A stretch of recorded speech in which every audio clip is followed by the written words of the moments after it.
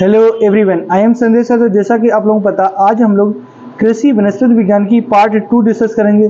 Part 1 में हम लोगों ने बेसिक क्वेश्चन डिस्कस कर लिए थे और यहाँ पे हम लोग वन लाइनर क्वेश्चन डिस्कस कर रहे हैं। इसके बाद हर सब्जेक्ट के हम लोग वन लाइनर क्वेश्चन डिस्कस कर लेंगे। उसके बाद हम लोग एमसीक्यू की फॉर्म में भी क्वेश्चन डिस्कस करेंगे।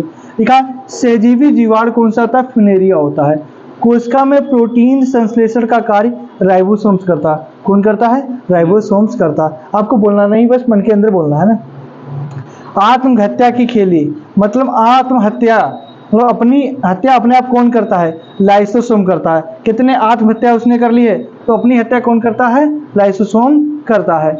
उसके बाद कोशिका में पावर हाउस के नाम से जाना जाता है। किसे? माइटोकॉन्ड्रिया को पावर हाउस या ऊर्जा गृह भी कहा जाता है। पोटोमीटर से क्या नापते हैं? तो पोटोमीटर से बाष्प उत्सर्जन नापते हैं। क्या नापते हैं हम लोग? बाष्प उत्सर्जन नापते हैं। किससे? पोटोमीटर से हम लोग बाष्प उत्सर्जन नापते हैं। उसके बाद है तालाब का रेशम किस शैवाल को कहा जाता है? तो स्पाइरोगाइरा को तालाब का रेशम कहा जाता है। ठीक, अगर प्राप्त होते हैं, मतलब अगर एक पौधा होता है, किससे प्राप्त होता है? लाल शैवाल से प्राप्त होते हैं। किससे? लाल शैवाल से। क्या प्राप्त होता है? अगर प्राप्त होते हैं। किससे? लाल शैवाल से। फिर समांतर शिराविन्यास पाया जाता है। तो ग्रेमनी कुल के पौधों में समांतर शिराविन्यास किसके? ग्रेमनी कुल के पौधों में। किसके? ग्रेमनी कुल के पौधों में पाया जाता है।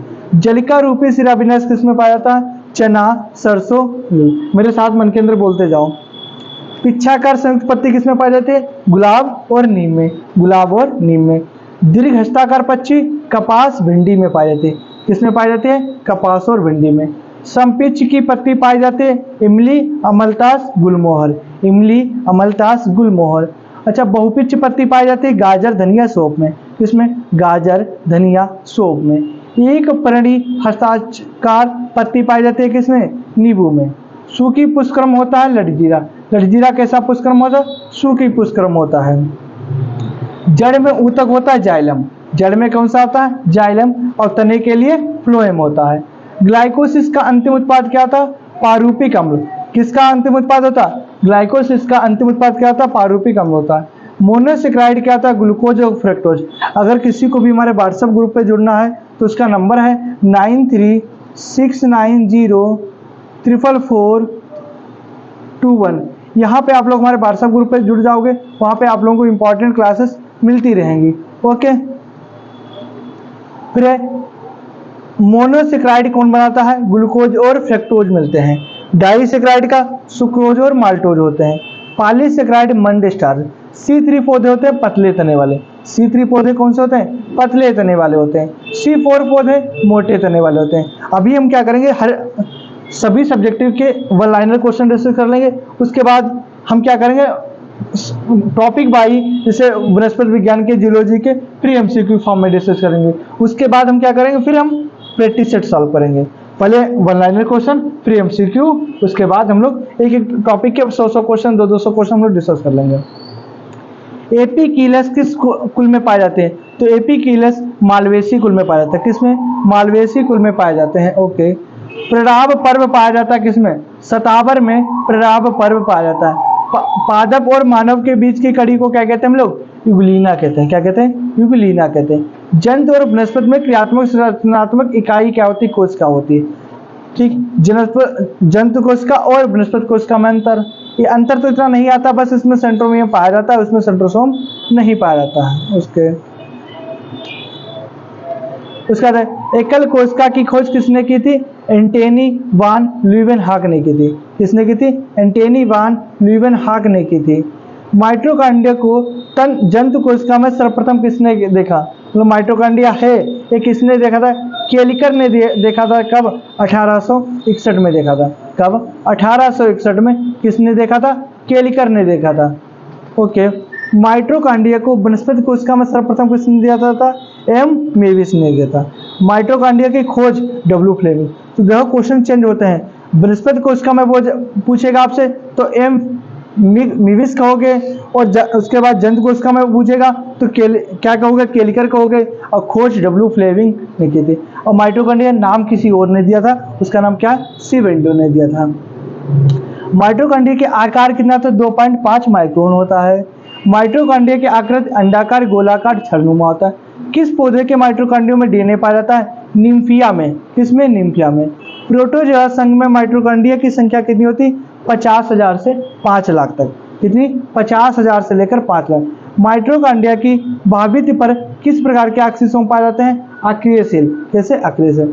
माइटोकॉन्ड्रिया में कितनी भित्ति होती है? तो भाभित और पितरी भित्ति होती है, मतलब 2 परतें होती है, एक आंतरिक और एक इंटरनल एक्सटर्नल। ठीक, उसके बाद हमारा अगला क्वेश्चन है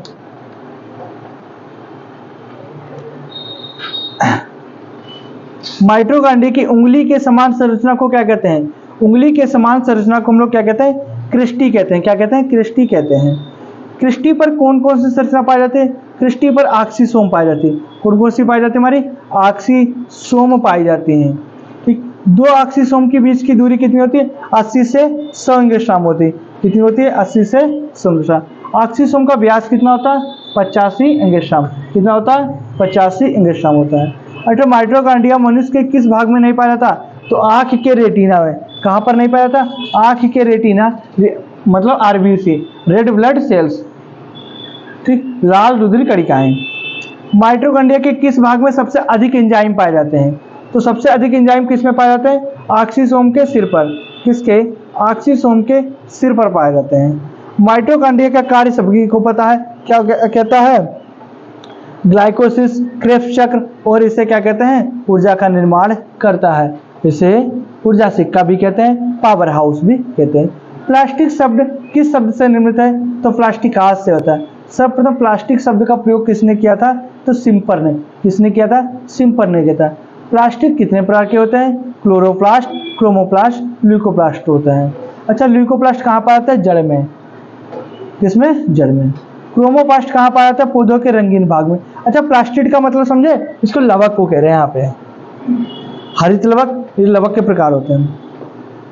फिर क्लोरोप्लास्ट कहाँ पाए जाते हैं? तो अगर आपसे कोई क्लोरोप्लास्ट पूछेगा तो आप कहाँ बताओगे? जड़ के हरे भागों में। इसके जड़ के हरे भाग में। क्लोरोप्लास्ट की आकृति कैसी होती है? अंडाकार गोलाकार होती है। कैसी होती है? अंडाकार गोलाकार होती है। क्लोरोप्लास्ट का व्यास कितना होता है? 6 से 8 माइक्रोन का होता है। कितना होता है? 6 से 8 माइक्रोन का होता है। एक ग्रेना में कितने सिक्के होते हैं?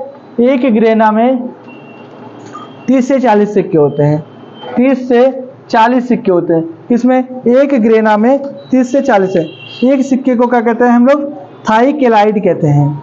थाइकेलाइड की अंताभित को क्या कहते हैं हम लोग? क्विंटासोम कहते हैं। क्या कहते हैं? क्विंटासोम कहते हैं। ओके, उसके बाद आप लोग क्लास को शेयर करते रहिए और हमारे ग्रुप में जुड़ने के लिए आप जैसे हमारे व्हाट्सएप नंबर 9369044421 पे जैसे ही आप हाई व्हाट्सएप पे हाई लिख के आओगे तो वैसे आपको हमारे ग्रुप की सभी लिंक आपको आपके पास पहुंच जाएंगे। वहाँ पे आप अपने आप जुड़ सकते हो। क्विंटासोम पाया जाता है क्लोरोप्लास्ट ए और बी में। इसमें क्लोरोप्लास्ट ए और बी में क्या पाया जाता है? क्विंटासोम पाया जाता है। एक क्विंटासोम में कितनी संख्या क्लोरोफिल के अणु होते हैं? 200 से 250 होते हैं। प्रकाश की अपक्रिया प्लास्टिड किस भाग में बने होते हैं? ग्रेना में बने होते हैं। किसमें? ग्रेना में होते हैं। अच्छा, अब प्रकाश अपक्रिया प्लास्टिड किस भाग में होता है? स्टोमा में होता है। प्लास्टिड का कार्य क्या होता है? भोजन का निर्माण करना होता है। कोशिका की रसोई किसे कहते हैं? हरित लवक को कहते हैं। अंतःप्रदप्य जलिका को ही हम लोग क्या कहते हैं? एंडोप्लाज्मिक रेटिकुलम कहते हैं। क्या कहते हैं? एंडोप्लाज्मिक रेटिकुलम कहते हैं।